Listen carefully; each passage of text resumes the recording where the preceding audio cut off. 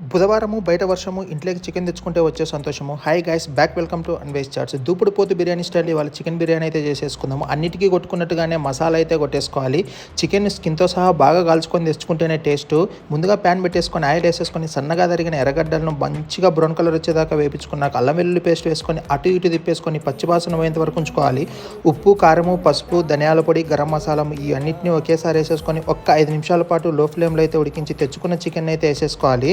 Chicken బాగా నీళ్ళు వచ్చేసిన తర్వాత ఇంకొన్ని వాటర్ అయితే యాడ్ చేసేసుకొని ఫ్లేవర్ కోసం టమాటా యాడ్ చేసుకొని పక్కన అయితే పెట్టేసుకోవాలి. వేరే గిన్నెలో కాసింత నెయ్యి, మసాలాలు వేసేసుకొని సన్నగా తరిగిన ఎర్రగడ్డ వేసేసుకొని ఇందాక చెప్పిన మసాలాలు మళ్ళీ ఒక రౌండ్ వేసేసి ఆ తర్వాత ఇంట్లో చిట్టి ముత్యాల బియ్యం ఉంటే అందులో వేసేసుకొని మంచిగా 5 నిమిషాల పాటు సన్నటి సగం అయితే అటు ఇటు తిప్పేసుకోవాలి. కప్పు బియ్యానికి 2 కప్పులు నీళ్లు కొలతగా అయితే వేసేసుకోవాలి. 5 నిమిషాల పాటు హై ఫ్లేమ్లో ఉడికించుకున్న తర్వాత ముందుగా చేసుకున్నటువంటి చికెన్ కర్రీ అందులోకి అయితే యాడ్ చేసేసుకోవాలి.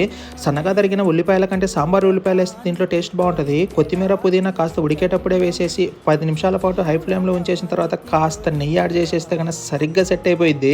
మీరు కూడా ఒక్కసారి ఈ దూకుడు స్టైల్ చికెన్ పులావ్ అయితే ట్రై చేసేయండి. సరిగ్గా ఉంటుంది టేస్ట్ మాత్రము. కాస్త మెత్తగా ఉంటేనే టేస్ట్. సరే, మరి అయితే సబ్స్క్రైబ్ చేస్తే సన్నటి సగం మీద ఉండిన చికెన్ పులావ్ ఇప్పుడే పంపించేస్తా.